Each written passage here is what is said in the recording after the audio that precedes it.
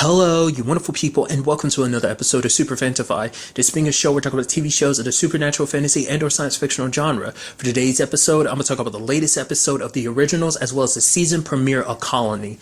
Like always, if I'm talking about something that you want to listen to, you can always look in the description down below. I include a time when I start talking about each of the respective shows. So, for example, if you want to hear what I say about this week's episode of the originals, you can skip to what I had to say about the season premiere of Colony. But the first thing I'm going to talk about is this week's episode of the originals. A great episode, kind of finally giving us the answers we wanted. I mean, I definitely wanted about the whole Elijah situation, because to me, we finally found out what it really meant to forget it all, what Marcel made him forget.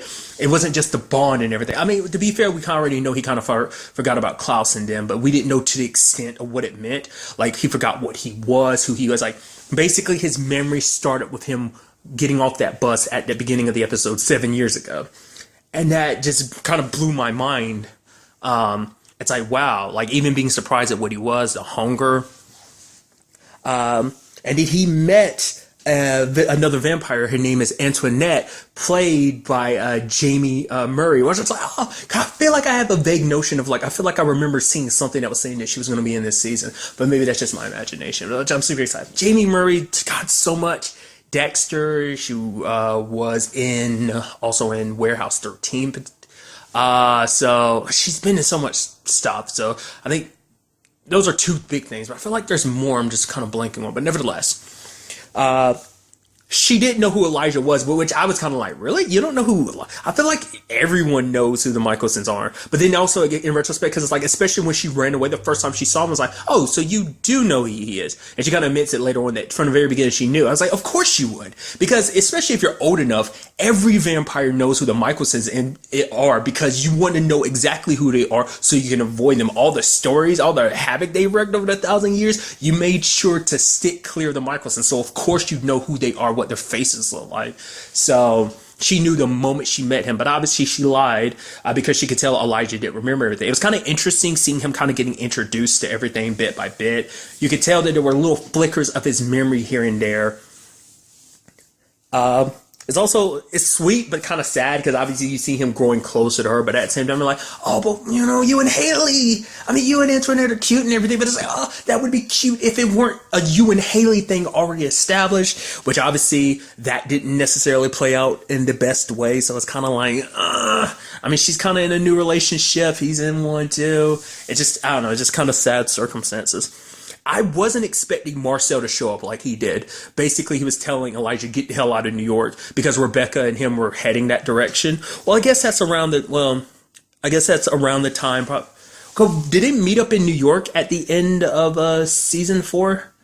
So that's probably it, because he probably heard a little murmurs here and there about Elijah being in town. And so that's where he's yo, hey, get the hell out. Which is because for Elijah, he's I don't know who you are, but then he's you're the one that was there, the last little flicker of memories he has. And it's this guy's because Elijah's striving to figure out who he was, his past and everything.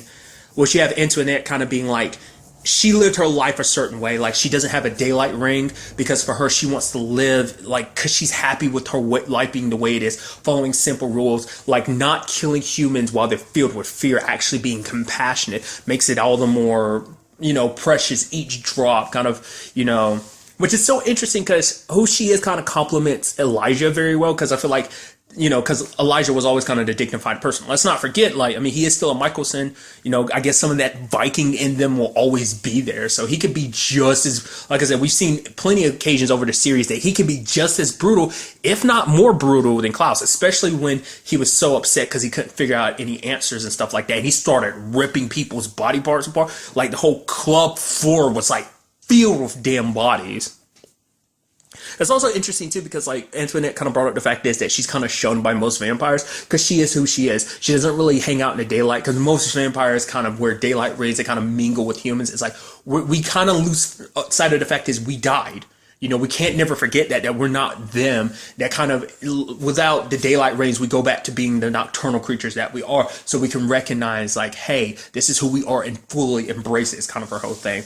But she didn't want to get caught up in the whole thing with I guess that's more reason why she left, because it wasn't just about specifically Elijah's past being like, oh, I know it's probably going to be something complicated. It's because she knew how complicated his family was. So that's her main reason for leaving, because she knew for sure his family situation was going to be complicated. So Marcel came and did explain it to him that like the reason this all happened was, it's like, you did this to yourself. You made this choice to save someone that was very important to you, a little girl, obviously, Ho. And he's like, you made the right choice. Don't ever look back. Just kind of like enjoy your life. Make a life for yourself. Just go to another damn city and do it.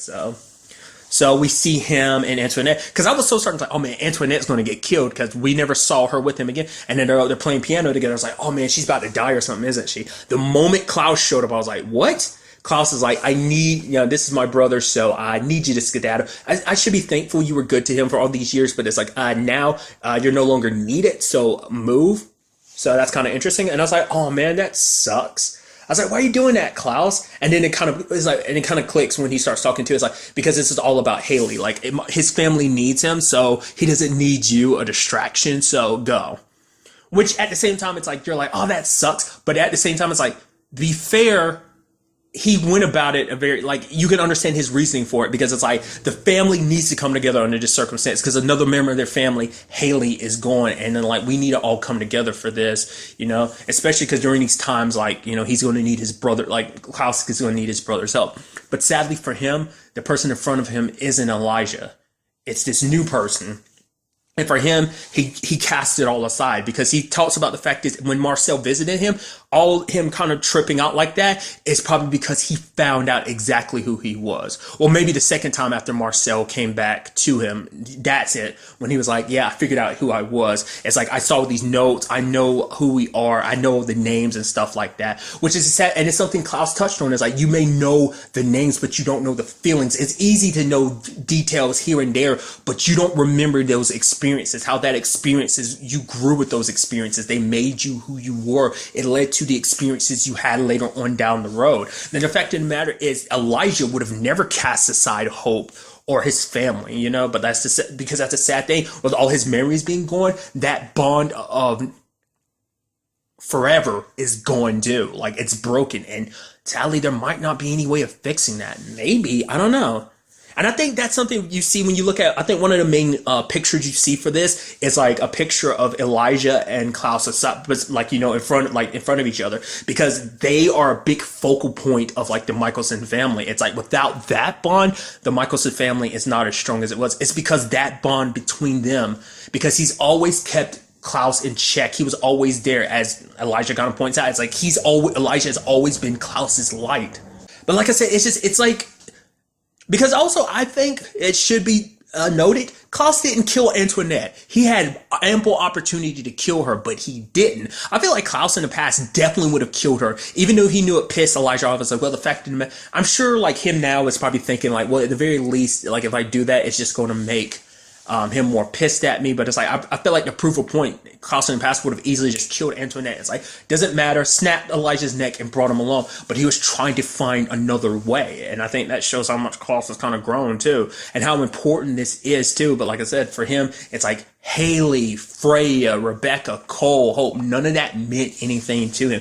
It's like, this is the life I've built. Because for him, it's like, I know who the Michelsons are. He's like, I know what kind of monster you are, Klaus. So pathetic without your brother. I was there piecing you together, helping you together all along. And it's like, Elijah was so pathetic, couldn't even do anything for himself because he was too busy picking up and guiding you, And it's just sad you see him ripping into Klaus like that. And then, like I said, he's begging Elijah. He's like, please come back, brother.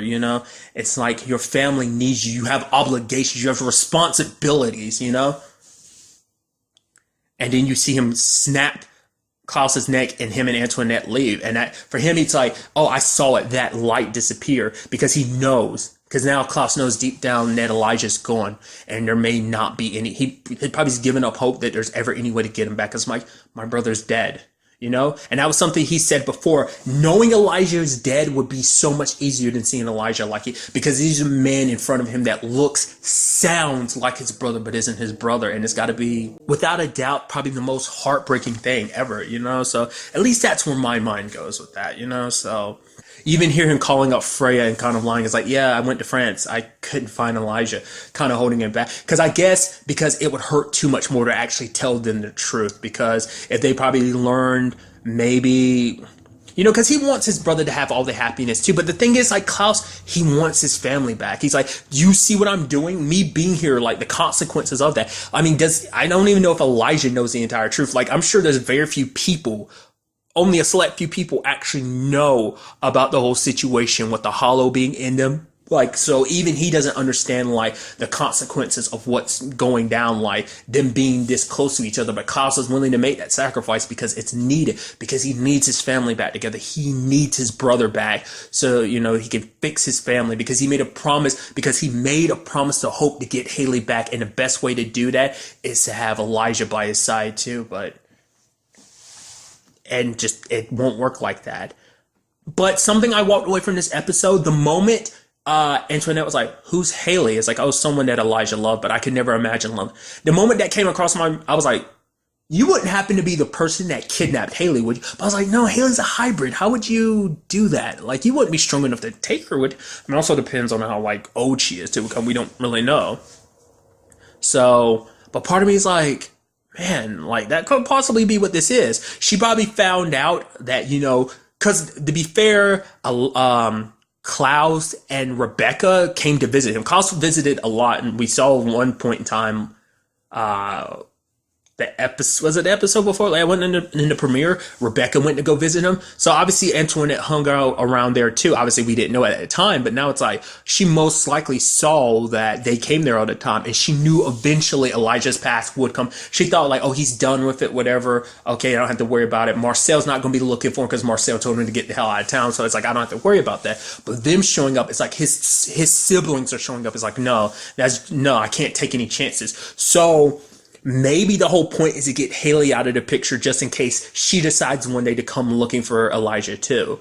Maybe she's connected to it. Maybe she never knew exactly about the Haley situation. Maybe she helped with the Haley situation for other reasons. You know, I mean, she's not one for groups and stuff like that, but maybe she's tied to the vampires in the Quarter in New Orleans. And maybe taking Haley out of the picture might have been part of their plan or something.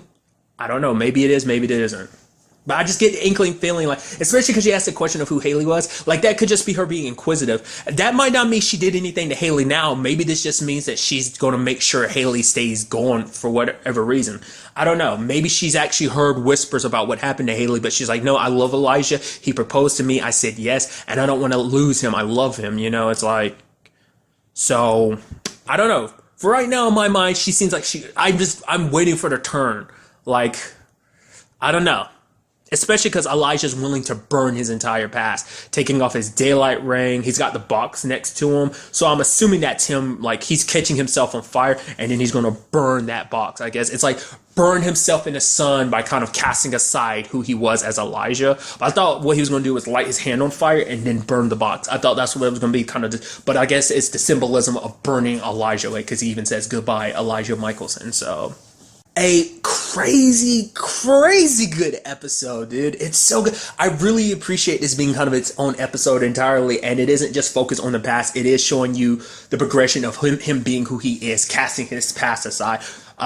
It's kind of interesting because it's obviously, since this isn't the only show that's kind of doing this, because obviously the 100 is kind of doing that too. Its premiere, this week's episode, kind of messing with, kind of going back and showing you where, like after the time skip, where everyone kind of is, and possibly next week's episode might deal with that too. So, because I feel like Elijah's story is the biggest one to be like, I mean, we might get a taste of Cole's. I don't know. Like, I mean, him and Davina, that might just be kind of something that's talked about but never really, dealt with. So I don't know.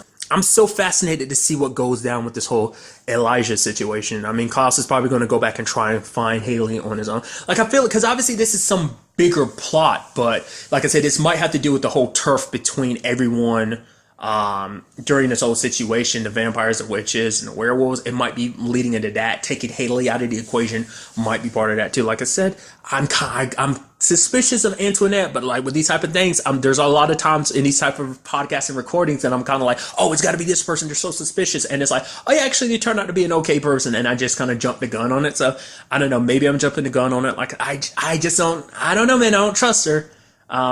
Because I think she's probably going to get to that point where she's very selfish and she won't want to give Elijah back to anyone.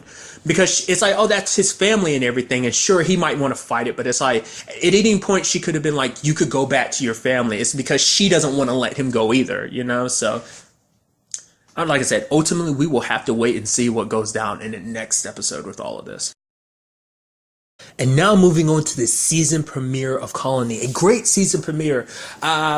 I really like this kind of being a very confined story while also doing kind of a little bit of world building, because essentially we see the Bowman family and Snyder kind of locked up in a cabin. It's basically been 6 months since season 2's finale, since they left the LA block, which I am curious to get back to see what condition it is. There's the whole rendition thing. Last thing we saw, ships above head and like everyone gathered up. So it's like, but beyond that, it's like, was the city reduced to nothing? That's kind of what the whole rendition thing was kind of about. So it's like, was the city reduced to nothing? Is it actually still there? Who knows? But obviously right now it's mainly focusing on the Bowman family. I really like this episode because it's like everyone else is kind of like got their own feelings about it. Because you have one camp, that being Will and Gracie, enjoying it here. Because even Gracie been like, oh, can we stay here? And Will's like, well, it depends on if it's safe. But Will was hoping on everything that this place would be safe, because it gives him some normalcy. It's like we're away from everything. We can, it's not the best living, but hey, we're good. We're together. Our family's happy and healthy. Then you have Bram being like, we need to take these steps to get in contact with resistance. We're talking about how important the gauntlet is, but we haven't really acted upon it. But Will's trying to keep them safe, and obviously Katie's kind of split down the middle because she agrees with Bram, but she also knows what Will's trying to do. But because for her, what hits her the most, it's like, so much was sacrificed for this gauntlet, so we got to make it count, that we do something with it. But I think she kind of sides more with Bram, but I think she kind of got swept up in like just enjoying things as they were. Will has. And you have Charlie being in this weird case of just being like, it's hard to say where exactly he stands on, because Charlie feels like there's no change in it. Because at least in Katie's mind, because it's something Gracie brought up that I thought was kind of an interesting thing, and that might turn into something, but maybe not. It's her being like, should we just get rid of that gauntlet thing and don't stop following it? Isn't that good? But it's like, no, that thing could be the weight of changing everything. It's like, me and your dad don't want you or your brothers growing up in this world like this. Maybe we can change things, put things back to where they are. Obviously, Charlie being the pessimist after everything he kind of experienced in it's Santa Monica. Is that it? Yeah, I think so. But he's pessimistic after all his experiences, and he's like, no, like there's no going back. Kind of the world is kind of screwed the way it is, so there's no changing that, So, and you have Snyder being, well, Snyder. It kind of, obviously we knew Snyder was kind of playing the family, but the fact is nothing had happened in that 6 months. They're still good with Snyder. They're joking. He's cooking food. Oh, that's all you're good for, because you're pretty much useless everywhere. It's like, okay, I wouldn't use the word useless, so. And then the whole him and Gracie's like, oh, she's like, around the other round of gin rummy. He's like, I don't play with cheaters. She's like, I'm not a cheater. Once again, it's just you're terrible at games. You're terrible at cards. I just thought that was like that lightheartedness, but it turns out, well, he was in fact playing, because it seems like, I guess the whole point was to get in contact with resistance, but Will being reluctant to kind of take that step forward because it would mean revealing who they are. I think it's just because for Will, it's like, his biggest concern was like he knew what this all meant, what this all represented, but he wanted that moment, that little hope, that little moment of holding on to like hope that they could just stay there, not have to worry about everything, let the world be the way it is, but we have this little small bubble where we can just be a family, not worry about this resistance or the raps or anything. Yes, it's still a concern, but we could still be here. That's kind of, I think, the mentality that Will had. But the reason why Snyder hit the switch, because it seemed like he hasn't hit it in that 6 months. I didn't realize that, like, I knew he was playing along with them, but I didn't realize that was his exact role. Like, I knew he had the button on him, and that's why I was surprised. Like, I guess that was to kind of let them know. I guess that was him turning it on. That wasn't him necessarily knowing their location. Well, maybe it was. Maybe the entire time he's been beeping out their location. Because I was surprised, because at any point in time I was like, I'd be worried about for him, like if anything just kind of let those like fall out his pocket or something. I feel like that would kind of screw up his plans and everything. So, but you know, maybe he's very careful about where he keeps that thing. So, but the moment he was kind of like, don't worry, Bram, I'm gonna go look for your parents. I'm like, you sneaky bastard. So you are playing an angle in all of this. I mean, he's kind of slightly bit upfront with it, kind of jokingly, because it's like, oh, if we get caught, you know, you used to be the position that you're in. And he's like, well, I'm kind of a smooth talker, so I can probably like lie and say that you guys held me captive the entire time. And Will kind of like glares at him, but it's like, he's kind of hinting at where his allegiances are. What I do appreciate is that Will isn't buying his BS, because like Will's like, so how did they find us exactly? It's like, we really had no problems and they just came after us. Like, because that was a strike team. That wasn't just some team that was dealing with recon about that whole ship situation, which I'll get to in a second. It's like something's up with that, which obviously Snyder, which is interesting. Bram kind of sticks up because like, well, he got, you know, Charlie and Gracie here, and it's like he went out to go look for you, and it's like, is that right? It's like, yeah. He's like, I'm just trying to help out the family, which is interesting that Bram, out of anybody, would be willing to trust Snyder. But I guess after the 6 months and. But now that also makes sense too, because Snyder was pushing Bram. It's like, yeah, I think you're right. Blah, blah, blah, blah, blah. Go track down the resistance. Essentially, I was like, okay, now we see what your whole game is, what your whole plan is. So, which is interesting because they even replayed at the beginning of the season, at the episode. It's like, oh, he's like, I don't want to be a rat anymore. And it's like, well, look at you, lo and behold, still being King Rat about the whole situation. Because the sad thing is, he can never pick a completely like. Choose a side, and maybe you can make the argument that he's chosen this side, but it's like he flip-flops a lot because really his circumstances always depend on him. You know, it seems in one moment he tries to do the right thing, another moment it just seems like he doesn't, you know. So Snyder is not so complex. He's flip-flopping. He's very fickle. But even with that, but it's just kind of like the way Bram kind of didn't trust him last season. It's just surprising that he would be the one to kind of stick up for him. But I guess it's like, yeah, you look after my brother and sister. That's all I can, you know, you earn my trust then. I even love the fact is when Snyder showed up wounded too, even Katie's laughing at him. He's like, oh yeah, no, you know, of course I'm okay. You know, thanks for asking. And she's like, no, I'm sorry. It's like, I love that you're just laughing at him. And I guess Snyder just has that look about him, just like, thanks a lot.